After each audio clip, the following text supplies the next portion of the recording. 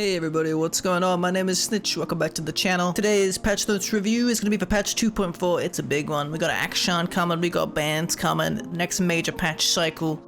We're all very excited.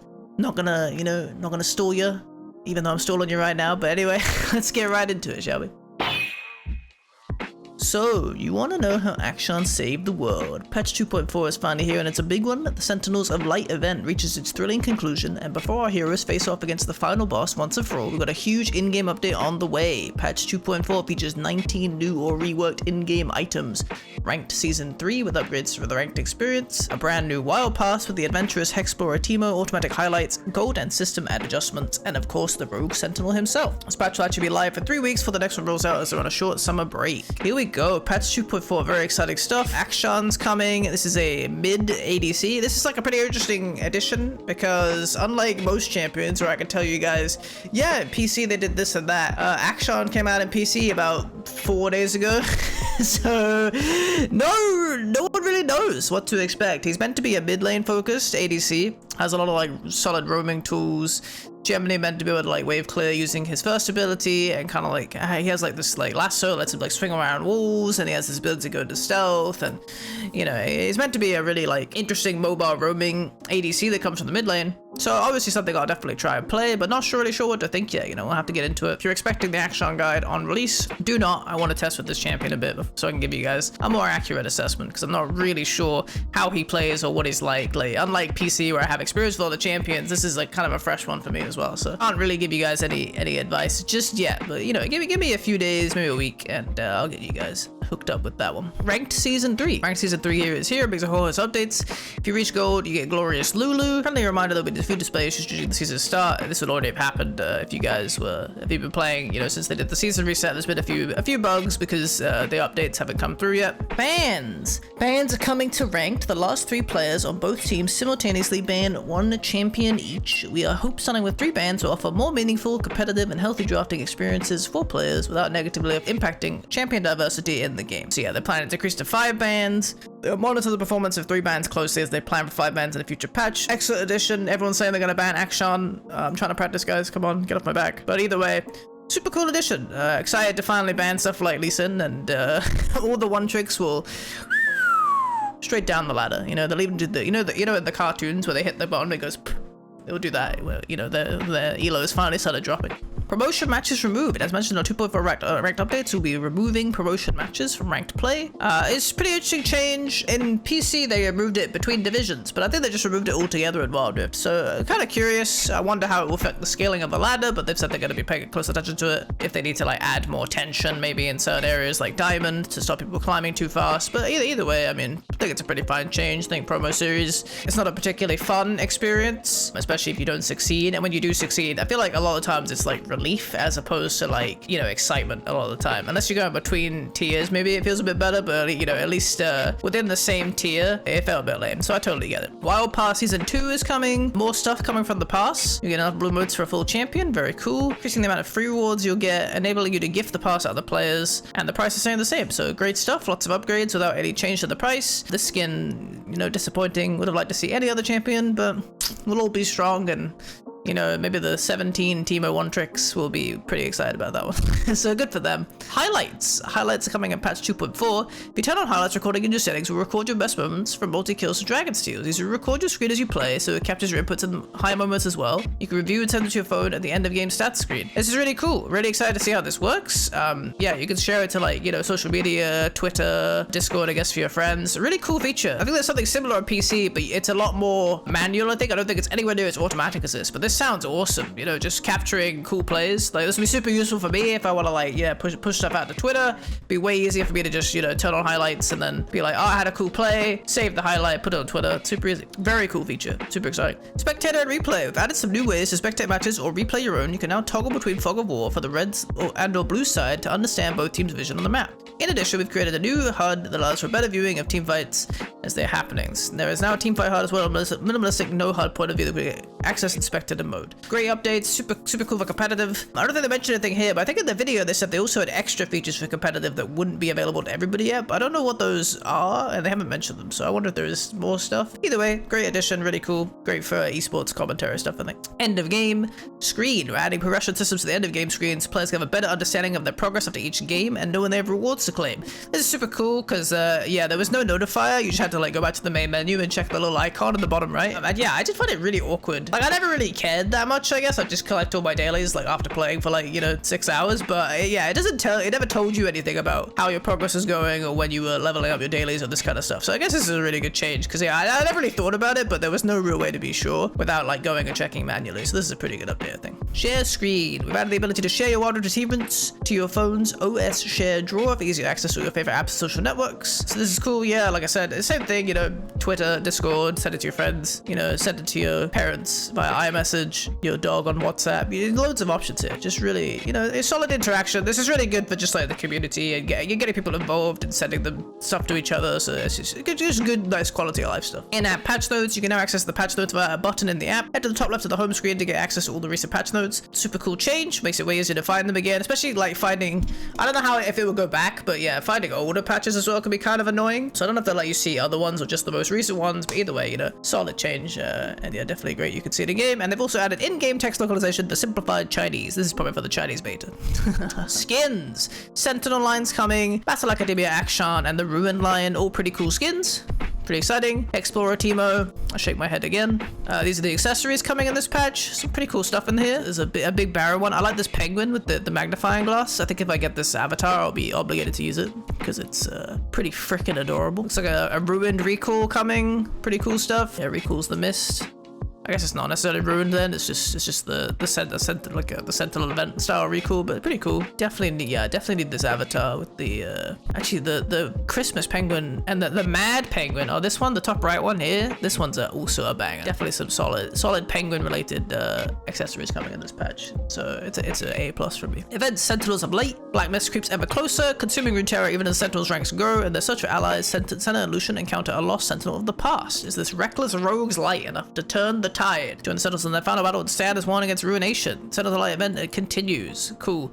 Hoping, they have said that they'll be making matchmaking changes this patch for high elo players and helping them find games, and I have almost none of this event done on my main because I haven't been able to queue games for like months. If you guys have been on my streams, you know, streaming every day, twitch.tv/snitch. If you've been on my streams, you know I'm always queuing on my Smurf because I just cannot find games on my main no matter how hard I try. It just always times out. But hopefully the new patch will be able to find games and the new season, I guess, and I can actually do this event. Insane. Champion changes. Amumu. Bug fix. Passive now correctly works against abilities that deal multiple instances of physical damage instead of just once per such ability. Pretty big buff actually. His passive is a flat reduction on damage, I think, on Tantrum. So this is pretty like in the cases where this is relevant, this is pretty significant. I guess things maybe like Ash, for example. Ash's first ability will be doing much less damage to Amumu, I think. It's just like one example. But yeah, anything that's like a multi-hit AD spell, culling, maybe Akshan's E, for example, or his ultimate. Like, yeah, this would be a much better tool against mitigating spells like this. Ash's been slightly underperforming, so we're looking to give her some quality of life buffs to strengthen her identity as a utility marksman. Increasing the reveal duration on Hawkshot, I think that's pretty good. It was pretty short, actually. I just kind of noticed that over time that it is really short, the reveal. So that's really cool. Especially against stuff like Akali and Evelynn, this can actually be quite impactful. Delays in Evelynn's restealth, it can be really annoying, but you know, Akali, if you have 5 seconds to reveal her shroud, that could be like the whole shroud, so it could definitely be a big deal. And I guess also Akshan will have camouflage as well. And increasing the manual turn speed of Crystal Arrow lets you swerve it a bit more. That's cool. I think this is a cool feature in Wild Rift, so I'm glad to see that, like, giving that a little bit of support. Fizz made a large splash with our jungle changes, but it's still lacking when it comes to getting blame priority, particularly in skilled play. Additionally, his second ability feels underwhelming, so we want to improve it. Furthermore, there are some interactions skilled Fizz players are able to capitalize on a PC. These weren't implemented properly in Wild Rift, so we're rectifying this too. Due to the large amounts of changes for the title Trickster, will be extra vigilant in following up on how his performance is affected. His W is now AoE, much like Olaf's third ability, where it's AoE in Wild Rift, but isn't in PC. It's the same thing now, and you can now proto belt during playful Trickster, which is kind of cool because yeah, you can jump on the thing, and then as you're falling, you can proto belt, which means means you'll land the damage a bit further. It's a pretty cool mechanic, definitely. A lot of times where that's pretty relevant. So yeah, I mean, pretty decent changes for Fizz.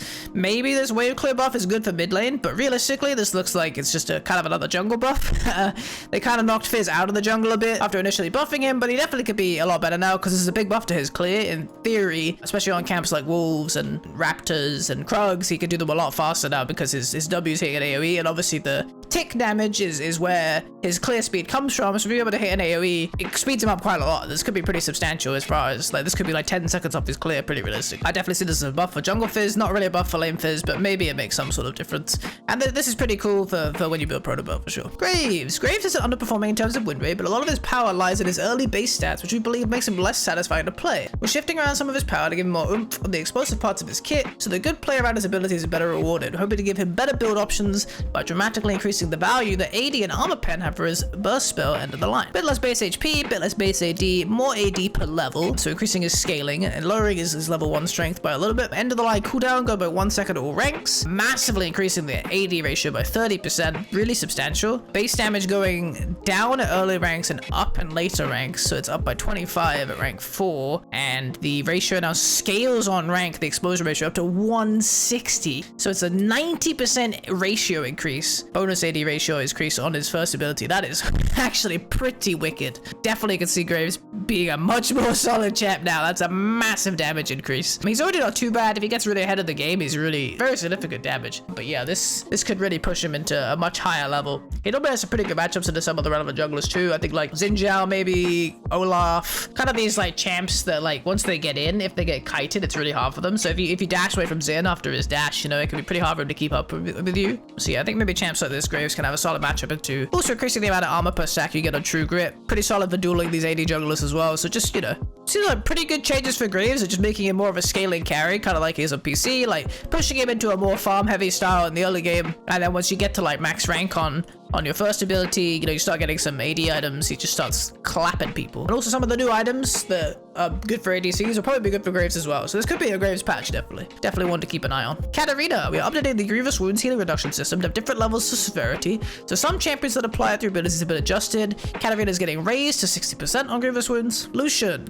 is quickly tearing up the rift. These changes to his core stat to make Lucian a bit less oppressive and level the playing field for his foes, losing some base HP and armor, and some base MR, and some MR per level, and some mana regen, and some movement speed. So just base stat hits across the board, but I think Lucian's gonna get massively stronger in this patch with the new items that are coming. It's gonna make his spike so much more insane. So these changes might help mitigate that a bit, but I still think the champion's gonna be crazy this patch, so keep your eyes out. Rengar, we're exterminating the bugs that have been plaguing Knife Kitty since release. Attacking an enemy in melee range while in brush with 0 ferocity now grants 1 ferocity. Yeah, I think your passive wasn't proccing if you didn't do like a full jump, even though it's meant to. And Battle Roar, casting Battle Roar after a power Battle Roar will now currently heal Rengar. Pretty good, pretty big change as well. I think I've seen this one a few times in 1v1s and stuff. Varus' Grievous Wounds is getting reduced to 40. I assume because it's a basic ability, way more spammable, so they're making it lower rather than increasing to the new higher value. And Ziggs, Satchel Charge, a tower execution threshold is getting reduced. Man, they just don't want to nerf anything good about Ziggs, do they? They just keep hitting this random utility that he has, which is, while kind of good, I don't think this is why he's good, guys. It's just that his, I don't know, like, the thing about Ziggs, I was saying I was kind of worried about Brand as well in a similar, like, facet. It's just that his spells are so big in Wild Rift that it's just, like, way harder to deal with the poke. I mean, he's actually started getting better getting PC recently, but it's in the duo lane because as a mid laner, he kind of struggles a little bit, I think, in most matchups. Maybe there's just more answers for him. I don't know. Everything's so much smaller terrain-wise. It's so much easier to just zone everybody with Ziggs. Like, Ziggs E in PC blocks off, like, you know, half a pathway, maybe, like, you know, a third of the river, and then Ziggs E in Wild Rift is like blocks off a whole pathway, blocks off half of the river. Like, just contextually, he's so much more insane. He just warps the game to be like so poke focused. You could just never start an objective against Ziggs. Like, I don't know. It feels like they don't know what to hit with him, I guess, is kind of part of the issue. And I'm not sure his solo queue would be that crazy, to be honest, but at least in European competitive, this champion is totally nuts and just almost impossible to play against if the player is like pretty good at him. Aram is back. We continue to iterate and balance the game mode as well as add tool features features and polish. This is really cool for people that love ARAM. Oh, I don't know if this is crossed out. I'm not sure this is just for my thing, but it looks like there's no limited champs anymore. Looks like it's not maybe it's not, it's just every champ is available now, so that'd be pretty cool. New items. I did a video talking about all of these items, so just briefly go over them in this one, but if you do want to know more information about them, I did go over them in the video, and they're mostly the same for what I talked about there, but I will address the ones that I confirmed to be different. It's Crystalline Reflector, really cool AP armor item. Big buff to like mages and AP champions in general when facing AD champions in the mid lane. You can even start with cloth armor now, level 1, rush straight into Seeker's Arm Guard, and then go into your mana item or whatever, and just be like super defensive in the early game. Totally realistic. Building a Seeker's for 1200, which gives you a lot of AP and armor in the early game during your lane phase, is super good, and this is a great second, third item against these AD champions. Essence Reaver, yeah, so in Chosie's video, it was translated as Spellblade, but like I said in that video, which I didn't think it was, it's actually not a Spellblade. It's a completely different effect, so you can build this with Trinity Force. On Corki or something, you can go like Essence Trinity, i.e. something like this, which I think would be a lot better for Corki, or maybe even just not go Trinity, but you know, either way. And yeah, so it's damaging active abilities. Powered attacks deal 10 bonus physical damage plus 70% of your critical rate. The same ability can only trigger this effect once per unique target per cast. Once per unique target per cast. It's confusing, but yeah, super cool effects. So like Corki's spells, Lucian spells, they're all getting a big, 100% crit. It's 80 flat damage on every spell, which is normally more than you get for ranking it up, so this is pretty significant. I think, more realistically, you're probably going to be 75% crit most games, rather than I think with most builds you have like Essence IE and maybe an attack speed item like Charge Blade or Shiv or PD or RFC, like, so it's more, I think 75% is more realistic, in which case you're doing 10 plus 75 over 10 is 7.5. So you're getting 62.5 damage per ability just as like a flat bonus. Like, that's pretty sick. And it's also physical damage, and for something like Corki, that's pretty interesting, because obviously he's doing a lot of magical damage. So you're making your build like, it's kind of like damage that the enemy won't be itemizing for, because they're not going to be building magic resistance against Corki, I guess, if they're going to build a defensive, but you're also kind of like making your damage more mixed, which is traditionally pretty good, because it makes it harder for you to be itemized against. This seems like a sick item. It also gives you 2% missing mana on hit. I think, Corki will go with this item instead of Essence Reaver. Lucian will really like this item. Zio will probably really like this item. Drystan might like this item. Misfortune will really like this item. And then even champions like maybe Riven or Fiora, like, they could all build this item as well, and it could be pretty interesting. This could definitely be a big meta shifter for sure. Quick Blades. This is the one where whenever you crit, you reduce the ability cooldowns.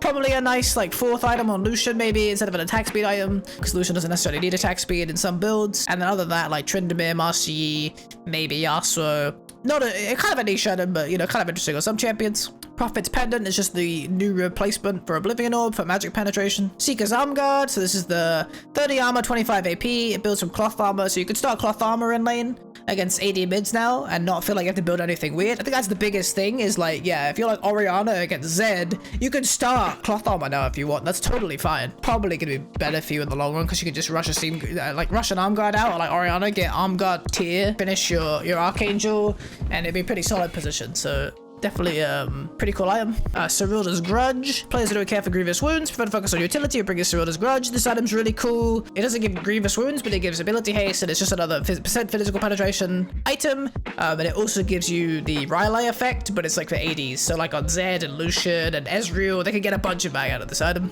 Staff of Flowing Water is like your Ardent Sensor. If you don't have an Ardent Sensor target, it gives ability haste and ability power to whoever you shield or heal.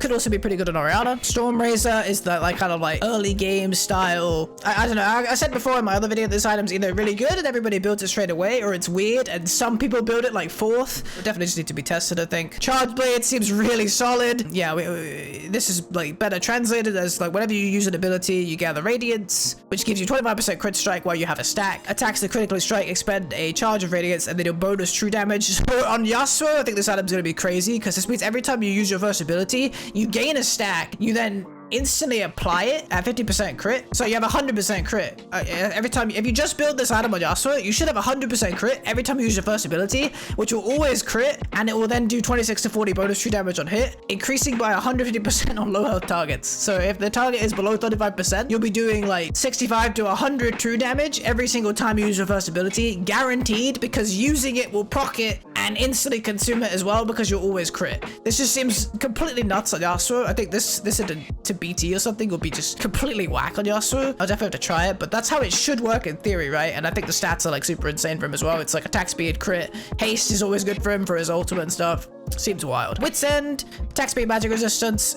Could be interesting again for like Yasuo, Master Yi, maybe like Aurelia. The problem is like MR attack speed is such a weird stat line for most champions. They normally need to like either benefit a bunch from attack speed like Yasuo, or they need to be like an on-hit champ like Varus or Master Yi, debatably Aurelia. I don't know. I think it's an interesting item, but I wish it had the AD like it does on PC, which would make it a lot more applicable on more champions, I think. Bloodthirster now has crit. This is why I said this would be a good second item in Yasuo. If you got charged by a BT, you have 100% crit, you have a bunch of lifesteal, you have a bunch of AD, you have the overheal effect. I think it maybe would be a really solid combo. Bramble Vest has been reduced to 40% on Grievous Wounds. Executioner's Calling is 40% on Grievous Wounds. Infinity Orb, Oblivion Orb is replaced with Prophet's Pendant.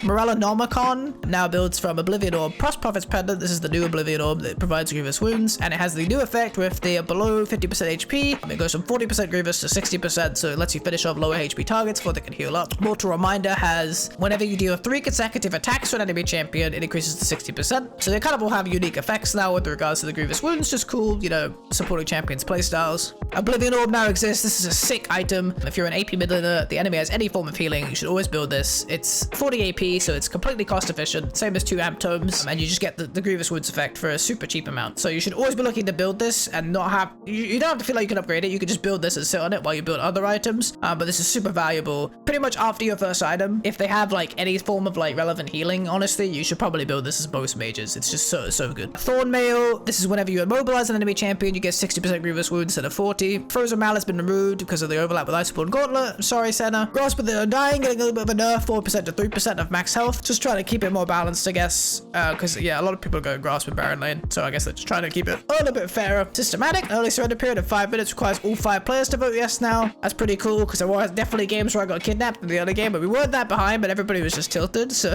this is pretty nice that everybody has to vote yes now. You can now ping ultimate summoners and items, really cool. Death recap and now show the source of damage that killed you. Time allowance between quadra and pentakills has been increased, pretty cool. Updated the display for the minion gold penalty when Smite is equipped, and health bars now have an added effect that better displays when an ability consumes your health or heals you. So cool. Rift Herald, this change is massive. Rift Herald now spawns at 4 minutes. That's pretty freaking wild. It now spawns at the same time as Dragon, which means you can now choose to either go for Dragon or you can give it up and go Rift Herald. This is going to be massive in solo queue because people are going to be making all sorts of different decisions. The game has been so Dragon focused, honestly, since the start. This is just going to blow it all wide open. I think this is a really sick change, especially if you're competitive. I think this is really cool. Lets teams make different choices and options, but even for solo queue, it's going to be neat and add a lot more variance rather than the game feeling very similar every time. I think this is a super smart change by the design team, and I'm really cool. Really happy about this one. I think it's really cool. Ignite's Grievous Wounds were raised to 60% from 50. Passive gold, instead of going 4G to 3G up to 8 minutes, it's now 3.5G the entire match, and starting from 5 minutes, the teammate with the lowest gold amount will receive an additional 1 gold per second. So a pretty fat buff for supports. Obviously, they're getting a bit less gold in the early game, but from 5 minutes, they'll be basically getting an additional 1 gold per second, at least until they catch up with someone else. But I think supports will end up feeling like they have a lot more gold, to be honest, because this will just really add up really quickly. You know, every minute this is an additional 60 gold, and then, you know, that doesn't sound like much, but when you stack on top of other things, you know, it gets pretty relevant to have a lot more passive gold than everybody else. We are retuning how bounty gold is distributed. We're also adjusting its numbers to increase the chance of comebacks. Adjusting its numbers to increase the chance of comebacks, but concentrating more gold from takedowns into a single player's hands instead of assisters. So this is the chart that they provide. I was trying to decipher this in the past, but it's a bit wild. But yeah, it seems to be mainly what they say is, yeah, like overall, you're getting a lot less gold for the assisters, and the main killer is getting more gold. So if you kill someone with an 8 level bounty right now, you get 1200 gold plus 100 per level. Is that LV? 100 LV. I don't know what LV stands for. I would guess it's, yeah, I don't know what it is to be honest. But yeah, the shared kill. So if you get a shared kill, even if you share it now, you're still getting way more gold. It's just the assisters are getting a lot less gold. So whoever takes the bounty now basically is just getting more gold all the time. That's basically what it comes down to. New control features, targeting priority closest. This is a new targeting feature. Pretty cool. This setting's really cool. Target lock filtering, making it so if you have a target lock selection, you ignore minions and towers. I'm sure my chat has seen all the thousands of times on Twitch when I've, you know, flashed gold card and my targeting has changed, or like, you know, I Lucian and then, or like dash with Lucian and then you know, it fires backwards or something. Hopefully this will remove that entirely, so I'm really excited for this feature. Tap targeting system upgrade. When tapping an ability during a dash, the ability to now try to search for targets centering for the destination point of the dash serve as opposed to mid-dash. Should be pretty good. Should give you more flexibility in your spell usage. Tuning changes would decrease the likelihood that lifting off of the screen result in an extra input read. It's always great. And this change is really cool. Ultimates now only target champions with tab casted. Since Lucian came out, at least like 3 times, I've like been dashing on someone and I go to ult and then it just like ults backwards on a minion that was like close to me or something. And I'm like, what were you thinking? So now all ultimates, except for Corki and Zaya, will prioritize champions. And this is like super cool because yeah, definitely Lucian is the biggest offender here where I'm just like, it's just randomly ulted the complete opposite of where I thought it would. And I'm like, why though? So I think this is just a good change in general, just a good baseline where ultimates always target champions instead. Afk adjustments, initial Afk punishments of certain modes as co-op versus AI have been made more lenient, and then ranked fortitude loss for Afk frequently in a ranked game is increased from 10 to 20. Solid stuff, I guess. Permaban mark counter with permaban will now display a permaban mark on their profile and friends' name card, so you know to remove them because they're never coming online again. The report screen now has a higher character limit, allowing players to be more detailed. Ranked borders no longer displayed in non-ranked queues. Visual touch feedback was added for Android phones. Improved the experience of players with weak network conditions. This sounds cool. I don't know what this means, but could be neat. Improved and optimized champion and skin 3D model performance. And you can now mute the announcement voiceover. So overall, 2.4. Huge patch, super solid. Definitely excited for all of this stuff. New items are going to be sick. Graves is going to be cool. Akshan's going to be cool. Lucian's going to be broken. Corki might be broken. Definitely going to be a sweet patch. But we have Crystalline Reflector as to be our safe mages and survive the onslaught of Lucian destroying us in the mid lane. But either way, sick patch. Hope you guys are excited for it as I am. Hope you enjoyed this review. If you did, make sure to leave a like on the video. Yeah, thank you guys so much. Appreciate it. If you want to see more content like this, make sure to subscribe to the channel. Once again, hope you guys enjoyed the review, and I'll see you guys all out there for 2.4. Have a great rest of your day, and I'll catch you next time. Peace!